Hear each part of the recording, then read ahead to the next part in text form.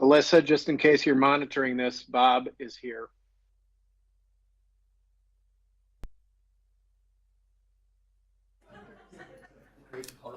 Yes.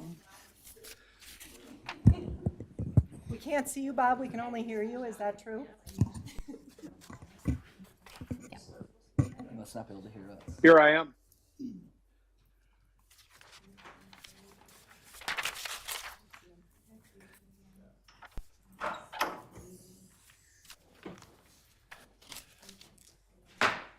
Good evening, everyone. It's now 5 o'clock, and I call the workshop of the Victoria City Council to order. Our workshops are informal, and with that, we'll dive right into our agenda. We have one item on the workshop agenda this evening, which is a sketch plat review for the proposed development on the Gannon and City parking lot downtown by the Monarch Development. So this is a sketch plat review for council. We will not be accepting any public comment tonight, but if this project does proceed, there'll be several opportunities for public comment. So kicking us off this evening is planning consultant Nathan First.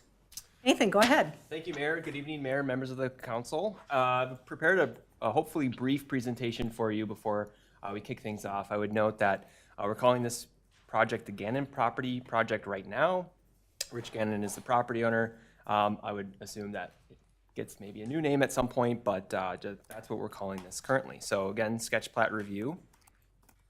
As noted, no approvals or actions are taken at the level of sketch plan review. These are really advisory comments that are provided to the developer. They're helpful at this stage in development to really help the developer decide whether to proceed with their proposal and help advise staff on feedback for projects. So this project does have some history with the city.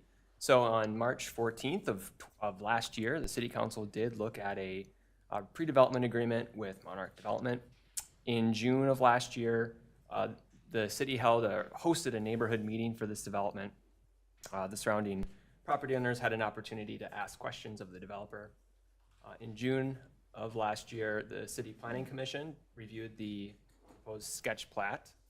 In July, the City Council looked at the sketch plat, and then I would note to you that periodic meetings have taken place over the last year or so to kind of help facilitate staff conversation with the developer to help address things that were kind of reviewed, feedback received, et cetera, during the sketch plat meetings.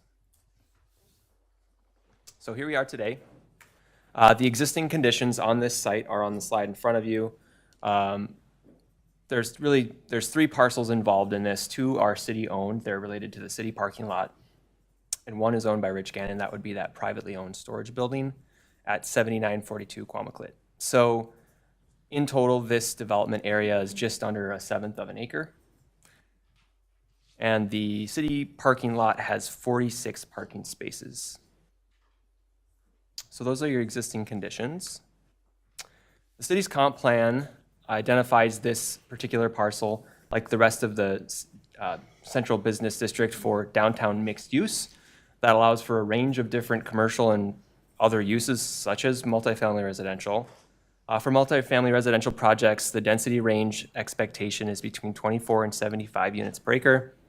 And really, what the comp plan is looking for in downtown is a mix of different types of things, as indicated by mixed use. That could include smaller scale retail or office buildings, or perhaps vertical mixed use buildings with retail or other office uses on the ground floor. Okay, so the city's comp plan has in it a vision for this downtown area, a little bit more specific than the future land use guidance. So you can see on the screen sort of what's envisioned by the comp plan. In red is this project site, and I would note that it covers the whole block. We're looking at just a part of the block for this project. Also worth noting are the guiding principles on the right of your screen. These are also with that same downtown vision. A couple of them are kind of directly related, I would say, to this proposal, or this proposal directly relates to them. That would be number 3, 6, 7, and 8. Those have to do with creating and reinforcing character of the downtown, improving the pedestrian network, things of that nature. Mr. First, can you tell us where this was, who created this vision and guiding principles? Where does this originate? Yeah, that's a great question. So the city hired a planning consultant before the city's comp plan was adopted. The planning consultant came up with this small area plan. This was incorporated into the city's 2040 comprehensive plan. So the city's comp plan is really kind of using this as its guiding vision for the downtown area. And I would note that it's more of a vision and guidance as opposed to like strict, this has to be here, this has to be there type thing. Okay, so what's proposed here? The building that you see on the screen is what's being proposed as part of this mixed-use project. You can see the building data is on the left of the screen. The site area is just over 27,000 square feet. The building footprint is a bit less there, just a bit over 20,000. You're looking at 70, I think we're at 73 units in this building. You can see that the rentable area is larger because there's 5 stories. The height of this building is just over 61 feet as proposed, and you're looking at a mix of different types of residential units here. The vast majority of them are 1 bedroom. So you're looking at 31 one-bedroom units being the largest of those categories. Just looking at the breakdown of the units a little bit further, 78% of the units have 1 bedroom. Okay, so here's a cross-section of the structure. So you can see that they're proposing a number of different levels of underground parking. There's 3 of them in this cross-section. Then you get to the main floor, L1, which is split between parking and lobby and commercial. And then above that is residential. So in terms of commercial space, this site's proposed to have 6,000 square feet of commercial overall, which would be potentially space for 1 to 2 tenants, which have not yet been identified, those long-term tenants. In the short term, Mr. Gannon's would be occupying that space, as far as I understand. The ground level I should say the residential at the ground level is consistent with that guiding vision for downtown that was presented just a slide ago. Lastly, I did mention those 3 floors of public parking. So, what has changed since the city last reviewed this? Just in summary, and the developer can provide a little bit more information, but in summary, as far as what staff are seeing, we're looking at a reconfiguration of the parking area that's proposed on those parking levels to allow for the creation of more parking, including bike parking has been added. There has been a significant amount of focus on the design of the parking area, really trying to reinforce the proposed public parking area being very open, having streetscape features that are really consistent with the rest of the community, but also draw attention to the areas where it should be drawn on the site. Significant focus on wayfinding as well around the site.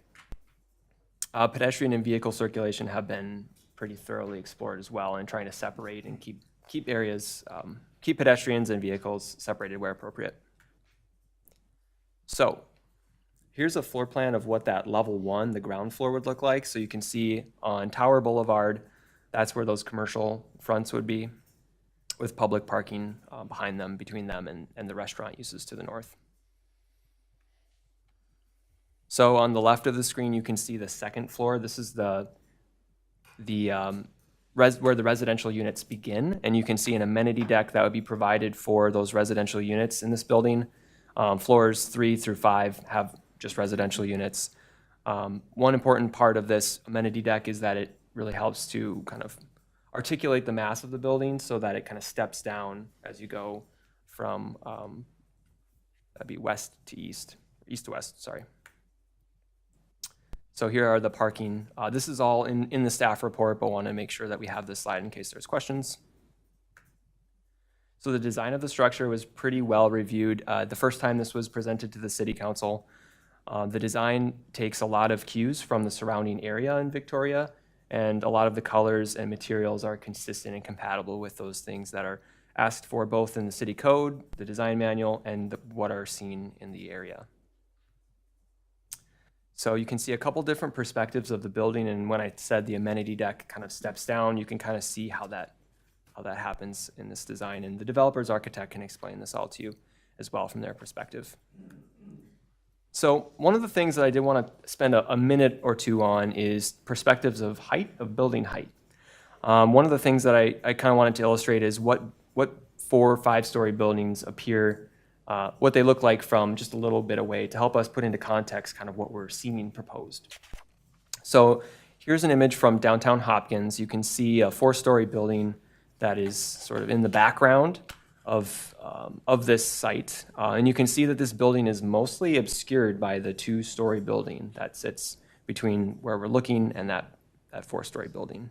So that's just trying to illustrate kind of how building height can really kind of seem reduced over the course of even a half block. Here's an image from Wayzata. You can see a 5-story building in the background of this image with some boulevard trees that almost entirely obscure it when you're up close to them. Here's an image of 2 4 or 5-story buildings right next to each other. One of the things that kind of is important about this image and breaking up the mass of those buildings when you're up next to them is the streetscaping. It really helps to kind of keep your focus on the ground level. Helps the trees really help to break up the block. And lastly, an image from Victoria. So here is from an image with the subject property between us and the flats, Victoria Flats. And you can see how the existing building almost entirely obscures the Victoria Flats building. Lastly, here's an image of the Victoria Flats you can see in the background from Arboretum Boulevard or Highway 5. And so you can see how the 4-story, I would say tall 4-story building back there almost obscured and the tree between us and the building is a bit taller than the building itself from our perspective here. So just a few things to think about when you're thinking about mass and context. Second thing I wanted to talk a bit about is parking. So this applicant has submitted their parking schedule, which I've reviewed a bit and have broken down on the following slides, but wanted to show you what we're looking at here. So what's being provided on the site? The applicant is providing 98 stalls as they're proposing for residential, 98 stalls as they're proposing for public parking. So in total, we're looking at 196 parking stalls. 10 of those parking stalls are proposed to be on street. So when we look at how this breaks down, I would note that again, we have 46 existing stalls on the site. So what I've done here is taken a look at what they're requesting for their parking ratio, and what I mean by that is the number of parking stalls that are required per unit. That is how the city calculates parking demand.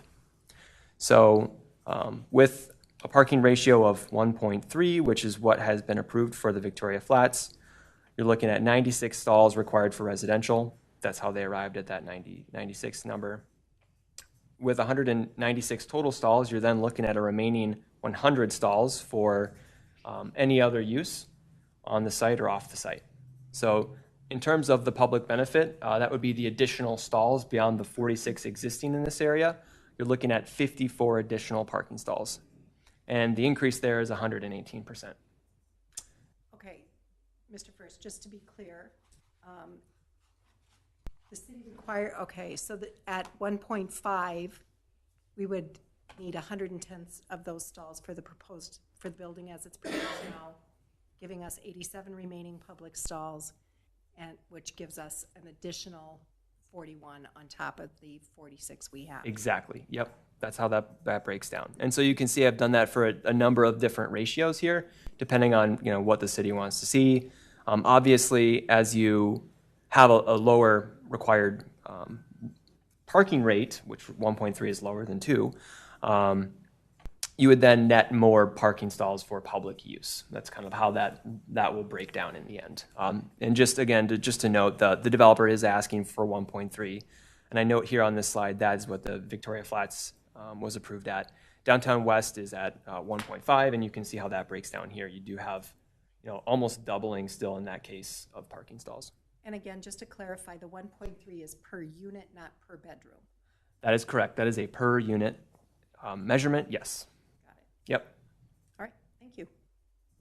So one of the other things that we will have on the site, as we know, is some commercial use. We don't quite know what yet long term, but those do come with a requirement for parking. So what I've done is just kind of shown a couple scenarios on the slide of what demand might we see for a commercial use. So if you're looking at a showroom, that would generate a demand of 12 parking stalls.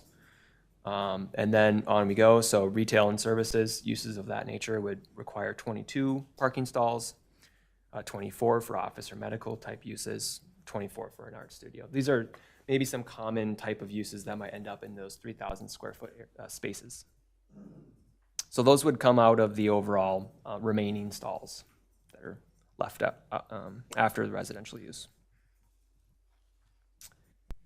So when we total that, what are we left with? So with a showroom use at, we'll use the example of a 1.3 rate, you're looking at 88 stalls that are completely unaccounted for in terms of a use. So they're available, they're not taken up by residential, they're not taken up by commercial. They're available to the public. So 79 stalls would be left if a retail or service came in. 76 stalls would be left if an office or medical use came in. So you're still well above the 46 existing stalls on site that are there currently.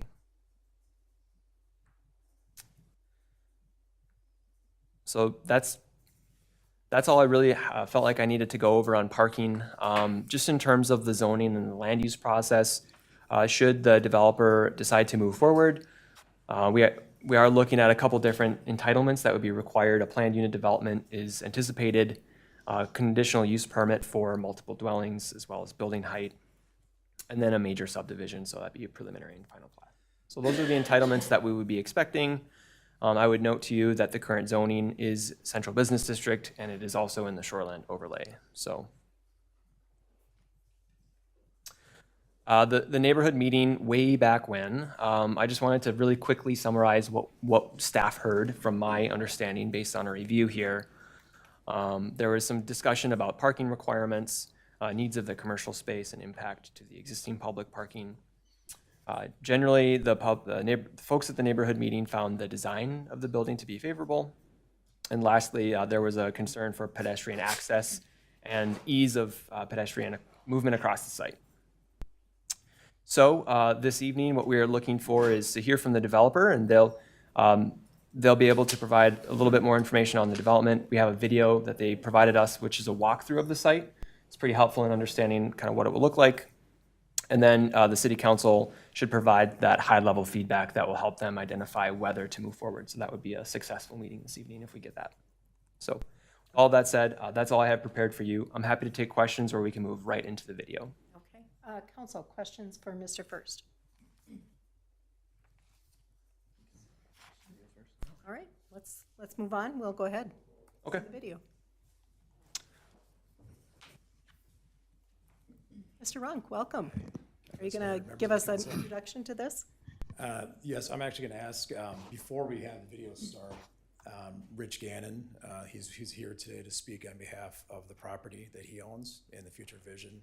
And then Amanda Pedersen from DJ Architects will walk through the video, which I believe it's the first time you've all seen this video. It should be a helpful tool to understand the proposed vision here. And of course, I'll be here to answer questions as we get into that. All right, thank you, Mr. Runk. Mr. Gannon, welcome. Thank you. Good evening, Madam Mayor, members of the council, city staff.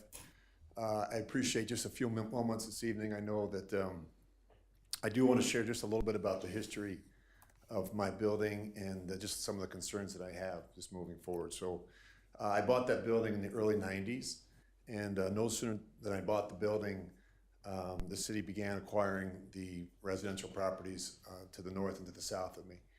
And shortly thereafter, I got a call from the mayor and the city planner about trying to acquire part of my property for parking. Obviously, parking was a bit of an issue with the Victoria House and the bar on the corner. So at the time, I think they offered me $7,500 for a good portion of my land, which probably equated to about half of what's currently there in terms of parking. So at one point, that was my property. And I didn't go back with an attorney. I didn't go back and ask for more money. I tried to be a good neighbor, and I was happy to do it and move forward. I felt like it was going to benefit a lot of people in my neighbors and surrounding business owners. So I did that. Shortly after that, development began to take place around me. The clock tower building, the grocery store, and eventually the restaurant Winchester and Rye. And throughout that process, the city came back to me and wanted me to work with them in terms of, for example, the clock at Tower Boulevard. I helped provide some land for them to have the sidewalk and curb in Randy's Way as well. So even at one point, the city planner and the engineer came to me and said, would you do something with the radius on the east side of your property so that the grocery store could get their trucks in and out? So I worked with them. And so I've tried to be a good neighbor, I guess is what I'm trying to say. And very supportive of every project that's taken place since I've owned that property. And I guess here we are, and now it's come to my attention that a couple of them aren't pleased with the direction this is going. So I guess I'm a little surprised when you consider that a lot of the issues that we have now are a result of the development that's taken place around me. When you look at the clock tower building and the grocery store, they didn't adequately address the parking. And in fact, they absolutely added to the issue we have now. I'm not sure the restaurant, Winchester and Rye, provided any additional parking when they were going through the approval process. And you fast forward and all want someone else to solve some of the problems that they helped create. And I watch with my own eyes, I'm here a lot, and I see a lot of the people that are employed in some of those businesses use that lot as opposed to, walking several blocks, the lot north of my building on a daily basis. And some of those spaces could be used by their customers. For the record, that building right now is about 6,000 square feet. I use no public parking, I never have. What we're proposing is for me to stay in some of that space. I would probably use at least half of it. And again, I would take no public parking. It's used for my cars and storage, and my collectibles. So in terms of just a little background, long before you guys got the opportunity to sit in those chairs, I've dealt with just about every administration, every city staff that's reached out to me throughout the years to try and find a long-term solution for parking. And I've always been willing and open to have that conversation and to listen and to try and be a good team player in the city. And about a little over a year ago, the city came to me and asked me if I would be interested in sitting down with Carl and his team. And I didn't go to the city. I'm not the developer. I have no investment in the property. But I was asked if I would have the conversation. And when I sat down with Carl, I said, there's two things. One, I want to stay. I love Victoria. I've been here a long time. There's a lot of reasons why I'm still here. I've been very supportive and very involved at Holy Family Catholic High School, at St. Victoria, and another number of other places that are really important to me and my family. So the car show is something I really enjoy. I support a lot of the community businesses down here. So I said it's really important that I stay. And secondly, I said I can't be involved in any project that's not going to adequately address the parking. And so that was the first conversation that I had with Carl. And I think he's gone out of his way to try and make sure that that's being addressed. I mean, more than doubled the current parking. So I guess my concerns are this, and I just think it's important that you all hear this. I have been very supportive of the projects surrounding me and my property, and it's come to my attention that a couple individuals have gone out of their way to not support the project. In fact, one has gone so far as to send out emails to his tenants asking them to oppose the project. I guess I'm really disappointed. And I'm surprised, really, by the hypocritical behavior. I think that would be an understatement. Not a phone call, a cup of coffee, a letter, an email from any of them. And I've taken the time to reach out to each of them individually. That's just how I do my business. Character and integrity are important to me, and I just think it's important that be said. I would also suggest that it's no secret that for years, a few individuals have had their way with the city and benefited greatly from those relationships, even at times bullying certain people. And I really think this needs to end.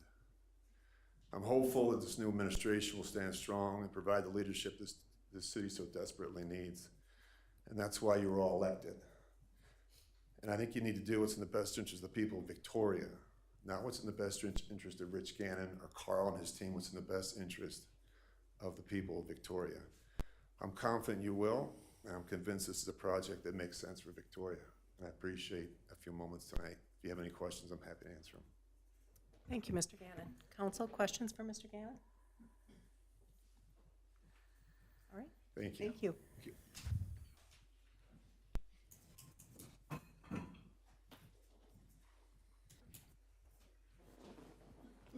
Hi, everyone. Amanda Pedersen, DCR. Good to see all of you who I've met before again. In addition to the packet that we provided, which I hope you've all had a chance to take a look at, we also created a video. Sometimes those flat drawings can be a little hard to really understand how the character or the scale of a project might fit. We created this video animation to show the scale, show how this project really has a boutique, smaller footprint even than the flats, and it hopefully will fit really beautifully into the context of Victoria, which is a delightful and very beautiful small town. I really like it. I've never been here before working on this project, but now I'm going to be a frequent visitor.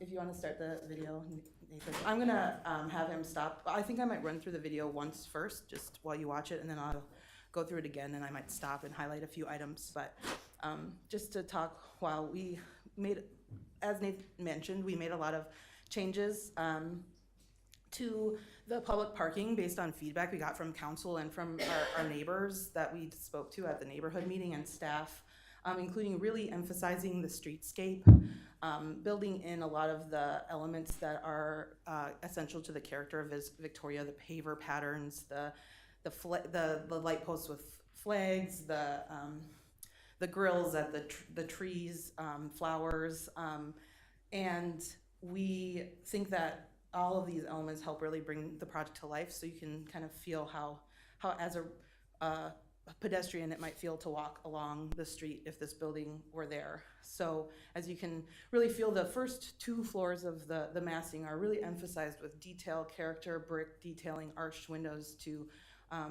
help.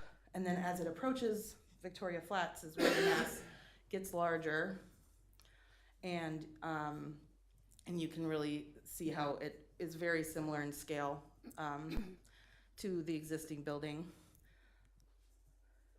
Here's the other public entry off of Quamaclet, and then it ends showing where the other thing that we changed was we separated the residential floors completely from the public parking floors. So the residential parking, as you can see, is located off of a separate ramp so that there wouldn't be any confusion as far as who is supposed to park where. So if you want to start over just at the beginning, I want to highlight just the parking entries so we can stop once we get to the first one. You can see Nathan described how we step back the property towards Steiger Lake and towards the central downtown area as a sensitivity to the difference in scale there. So if you stop here, we are in, the parking garage will be public-private, it will be owned by the City of Victoria. So you guys would have a lot of impact on the design as well. We would be happy to work with you to make it feel like you would want it to feel, so it would feel safe. But the things that we did to just kind of demonstrate that commitment is bright lights, white ceilings, openness, the attractive screening. You can keep going. And so this is the car entry. You can see openness, variety of different cars in the space. The screening along, lights at every pilaster so that as you're walking along it, right now it's a blank wall. This would be now lit with openings. You'd see people walking, and so there'd be a lot more activity. And then this first, you can see there's a public parking stairway. You can go a little bit further than this to show you can. So we're we could even partner with the local businesses and have advertisements in the stairwells, or you could have a map showing all the local businesses that you could access. And then you can see here also the front entry for the residential lobby. And then one of the big features that came from our discussions with staff was this concept of the front porch. You can see we have people sitting in tables along. We actually stepped the building back, took a little bit more space at the ground floor to allow the building to kind of have this welcoming open gesture towards the downtown area, which is an additional public benefit. So we can keep going. And maybe if we jump forward to the other side, you can see the Randy, the Quamaclit. We have, like I said, an additional, so there's a parking entry on each side. They're open, they're bright, there's no gates. And there would be a license plate reader technology that Carl is putting in on his project in Excelsior. And so all of our residents' license plates would be on file.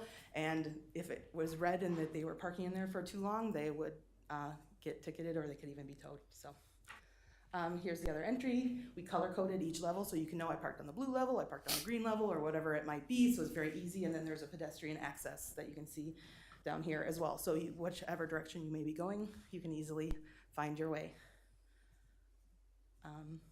And that's the video that we made just to help you really understand kind of where our design thoughts were. Awesome, thank you. Can we start the video again? I want to understand a little bit more about the access for the retail space, and then what that storage space looks like. And if you can point that out, help me understand that, that'd be great. So there's a door off of the front porch, which you can see here, for the retail space. And so that kind of also creates activity within that front porch, people walking through, a nice covered entry for your retail space. Right now, we're just showing it half and half for storage for Rich and half, but that's to be determined as, you know, Rich moves forward with you know, but that generally that's what we're looking at. And then Rich has access, there would be a man door somewhere along this street. Okay. And then there's a garage entry as you turn the corner that he would be able to use to get his vehicles in and out of the space. So there would be a curb cut along here, similar to where his existing curb cut is. And we provided a kind of a generous apron there, similar to what his existing condition is. We're also providing public sidewalks on all sides of the building, which, you know, which doesn't exist right now, so. And then does Tower Boulevard stay the same width Yes. it is currently? Yeah. The current property line is set back pretty far from the property line, so that's what, yeah, so the width, we have pretty generous room on that side, which is, I forgot to mention, is where we're adding the additional exterior stalls is along, Tower Boulevard stays the same width, and then Quamaclit also stays the same width. We're not intending to change any widths of streets. But you did add parking along the streets? Sorry, it's along Quamaclit. I got disoriented when we were looking down Quamaclit, so I was thinking, yeah. Okay, We added, so you can see the parking stalls we added, similar to the parallel stalls that are outside of the VIX. Okay. Because there's a generous setback from the property line to the street on this side, which you can see here demonstrated in this image. How many spots is there? Uh, Or in that? We were saying 9. He listed 10. It's a little flexible. You can, depending on how much green space we want. That's something that we could work through. There's room for 10. We were showing 9 just to give ourselves a little bit of room if you want to have a, potentially you want a handicap stall there for, that would be good for your residents or something like that too. Council, questions? Just a quick question. Yeah. On the retail space, that's 6,000 square feet, correct? Yes. And then is that, I might ask Richard, is that 6,000 square going to be available for rental to tenants, or does some of that space get consumed with richer storage? Mr. Gannon, you want to come on up so we can hear you? Yeah, so this is, I would want at least 3,000 for my space, for my cars and collectibles. And then the Okay, so other 6,000 total, 3,000 for what you want to use, and 3,000 Right. available for. And so, additional- again, as I currently use the space, which is 6,000 square feet, I take no parking, no public parking. It's just me, and when I drive down, I park my car inside the building or at the building, at the driveway. So, so I know there, on the proposal, obviously, I guess in 20 years, 30 years, I could sell the property, you know, so I mean, but I'm just telling you, as it stands, I'm a young guy and I take pretty good care of myself, and I don't have any desire to do something different. I want to have that space. Cars have always been a big part of my life, so. But the other 3,000, again, it's so such early stages, but the other 3,000 would be a lease space. And again, as I've talked to Carl and members of the city, I'm not interested in having a bar or restaurant or any type of business like that. I'd rather have a professional or some type of, you know, I've given a lot of thought, but I certainly don't want to have a business like that.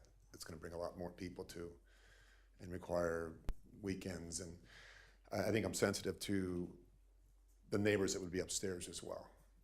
So I wouldn't want to live above a bar or a restaurant, you know, so anyway. Thank you. That's about as much information as I have right now. Thank you.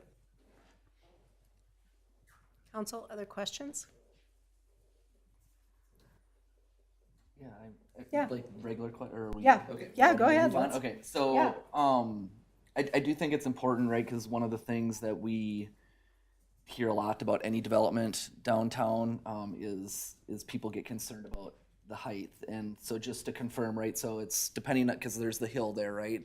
It's either gonna be 4 or 5 stories, you know, depending on where on the hill you are, comparing it to the flats, which would be 3 or 4, right? So it's really only about a story less or more, I'm sorry. And then I think in the packet it said only really 4 to 8 feet taller, correct? Our design has specific dimensions that Amanda could cite here. Yeah, Victoria Flats is actually a pretty uniquely tall 4-story building, I think because of just the expression of the parapet. And so when we checked against it, where we have the most elaborate parapet at the corner, it's 8 feet taller, but most of the building is actually only 4 foot taller than the Victoria Flats. So 5 stories is going to be, it feels very similar. Sure. Okay, good. I had a quick question. The units inside, are they 9-foot ceilings or 8-foot ceilings? 9-foot ceilings. 9, okay. Yeah, that's pretty standard in the market. We've been working, since we were here last summer, we've been working closely with the owners of Victoria Flats, which is Stephen Scott and the Bader Diamond Family Fund. They want to partner with us in this in terms of the apartments to really take the learnings from Victoria Flats and make them, 6 years newer, which it would be in this case, in terms of the unit mix, the finishes, the amenities, to really take it up a notch from the Victoria Flats as well. I also have a question about the Councilmember Roberts. parking. So okay, so I think the packet said 96 public stalls, right? And 2 visitor stalls, right? So that's how we get to 98. I think that was in the slide. So bear with me. I went to school in Wisconsin, so math can be challenging. Do we want to bring up that grid? So 98 stalls, right? And the packet says 1 stall per bedroom, right? So if you have 16 2-bedroom units, that's 32 stalls. 31 31 1-bedroom units, so that's another 31 stalls. And 26 alcove or studio units, which I'm guessing, right, you're counting that as 1 because it's not really a bedroom, right? So that's 26. So that would equal 89 stalls. But then, sorry, I'm looking at my notes. So does that mean, because we said 96, so does that 98 resident stalls? So does that mean there's actually 9? You have 9 to play with there, kind of, or I guess is there more There are parking there? I two- guess so- The requirement in Victoria is 1 per unit, which we have 73 units. Yep. If you did 1 per bedroom, that I haven't done that math, but it looks like you said it's about 89, and we Yep. do have 98 residential stalls, which is about a 1.3. So that allows flexibility for in 2 bedrooms where you might have some people might have 2 cars Sure. or whatever, but there is extra stalls. In the And there are, residential. just to be clear, there are 2 stalls near the resident lobby on level 1 of the public parking that we're proposing are visitor stalls, designated visitor stalls, which is a ratio that we have seen in a number of buildings and that we are invested in or have developed. And Victoria Flats as well, in terms of their actual use with 81 units, is no more than 2 stalls at any given time for dedicated visitors or future resident parking. Okay, so that was my other question. So you said the two visitor stalls are in the public, so they're They'd designed, be okay. designated in the, like, part of the VRLS, they'd be carved out as part of the multifamily component. Next to the lobby would be the convenient place for those. Okay, so if I'm just wondering if, you know, if we're playing around with those right numbers, you know, so like you said, 1.34 is the what the flats is at, right? So that gets you to your 98. So I'm just curious if we look at it one per bedroom, right, which is that 89 that I said, if there's a way, like, is there, like, so you're gonna have a secure parking for the residents, right? So is there a way to have, like, pass, so if you have extra parking in the residence area, a visitor can get a pass and they can use open parking within the resident, Yes. in the residence thing versus taking up the public parking spaces. Yes, which is an advancement since we were here last summer, as Amanda showed, is that there's a separate resident garage area. It's not intermixed. It's separate off Quamaclet. Garage door opens, there's an assigned stall. If there's additional stalls, they could be leased to the residents or as extra visitor stalls. Okay. How do visitors get in if it's, They register with the front desk. There's a manager on site, just like Victoria Flats, that could register them in that case. And they'd have to have a tag on their car or vehicle to go into that stall. Councilmember Roberts? That's all I have right now. All right. Council, other questions? Just a question on, Councilmember Rife? thank you. Just a question on the size of the complex and the number of units. What type of discussion has gone on with the number? I think it's 73, correct? The flats is 81, but the sheer size of that property is pretty different from this property. So I'm just wondering where that was arrived at, the size of this. The size was really taken from Victoria Flats. And how do we create enough value as well to create TIF, which doesn't benefit the apartments, it benefits the city by creating TIF off the site for the public parking. So the going to this many units had to do with taking what's working at Victoria Flats, we knew last summer, and also getting to a point where the staff supported at the time going up to 5 stories at this site. And so 5 stories allowed up to 73 units we've created here to create enough value with the Northland Securities estimates to create TIF for this public parking component is how we derived to this size. The size of it, okay. Thank you. Council, other questions? Is there, from a Councilmember staff Roberts. perspective, is there any concern, right, like, we just talked about the size, right, like, being that it's a smaller space, we're going up higher, is there any safety concerns from the chief or any other, considerations that we should take in, I guess? Mr. First? I'm going to defer to the city administrator for that question. Oh, Ms. Hardy, please. Thank you, Mayor. Councilmember Roberts, members of the council. Yeah, when you go taller than 5, we have something called our ISO rating, which really is something that we monitor pretty closely on our fire department side. What that means, when you get to be 5 stories, you need a ladder truck to respond to different calls for services and, fire. So we do have a ladder truck in CIP for 2026. And so the timing of this project, there's certainly a risk there. We do have mutual aid. So if there were to be a structure fire on this, mutual aid is already automatically started with agencies that would have that ladder truck. And so it's a small risk for a small period of time or a short period of time before we would have that ladder truck in there. So we do have contingency plans for this, which is why our fire chief and the city staff are supportive of a 5-story building here in this timeline. Thank you. Is that the same risk we have with that building? Councilmember Gunderson, Mayor, members of the council, based on height, it's probably getting to that far reaches of what we're able to do without a ladder truck. So given the actual height of the buildings, you're not wrong on that. So I want to say thank you. You've done a lot of work on this thing since we've seen it last, and it's good work. I know one of the big concerns we had was just being able to label that parking and understand where it was. And as we went through that video, very pleased with how that's come very obvious as to where people are parking. So I like that. There's great parking signs. There's great signage on this thing. I think the look of it is great. We'd love to see this shrunk down a little bit. We understand that it does take a certain number of units in order to make a project viable. One of the questions that I had, you had indicated that you've been in touch with the folks from the flats, and there's a lot of one-bedrooms in here, and just anecdotally, we are hearing a need for more larger spaces, 2 bedrooms, 3 bedrooms. Is your ratios kind of set at this point, or talk a little bit about that if you would, Mr. Runk? Our unit mix is not set yet. We're still focused at a high level. We've not advanced this in detail yet until we had this opportunity in front of you to present the updates on the parking.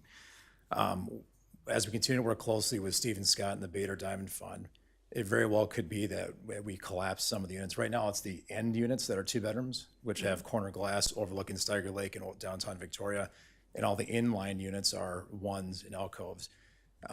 As we continue to research what's happening at Victoria Flats, which they know better than anyone else, we could come back to you with an application that shows fewer units that are 1s, where right now we're at 22% 2 bedrooms. That could increase closer to 25, 30%, depending on what we come up with, and which units make the most sense to collapse in creating great units. We want all the units, of course, to be full like their building. Their building has a waiting list it has since it opened. Right. Well, we certainly understand that this adds parking, it adds apartments, which is in demand, it adds density, which is, those are all things that we want. Checks all those boxes. Council, any other thoughts before we move on? I just had one quick question. Councilmember Ivansky. On the cost to create the public spaces, you have an idea of how much per stall this project will cost to build those? The current estimates that we've had in construction costs went through a period until last summer. Of course, it had a record inflation that's since stabilized and starting to decrease. So our next step would be to get a new construction estimates from contractors on this. I would estimate this would be somewhere between $40,000 to $45,000 a stall. Our Excelsior project that just broke ground last week has 244 public stalls. That is coming in at $38,000 a stall, all in, hard costs, soft costs, design costs, insurance costs. So I would anticipate this to be somewhere a little bit more than that, than what we just came up with at the Excelsior project. Thank you. Right. Council, any last questions? I don't have a question, but I'll say I like the look of this. I think it looks great. I think it helps us with parking. I think we know, right, like from our parking study, that we don't have parking issues at the flats. There's parking spaces there, and if that works there, I think the numbers work here. So I like it. So thank you. Any other comments? Staff, Mr. Runk, do you have the information you need? Oh, this was helpful, and we need, as a team and individually, confidence that there's support to continue advancing the application, given the $250,000 to $300,000 investment to do that, to get from here to, we think, to a groundbreaking on this site. So we wanted to hear your feedback that there is support to continue advancing here. So feel free to reach out, after this meeting, of course, anytime. Thank you. Thank you. All right. Staff, hearing anything else you need? All right. So there is no further discussion seeing no further discussion. We are going to adjourn this workshop, and so I will take a motion to adjourn. Motion to adjourn. I have a motion. Can I get a second? Second. We have a motion and a second. All in favor signify by saying aye. Aye. Any opposed? Motion carries. We stand adjourned.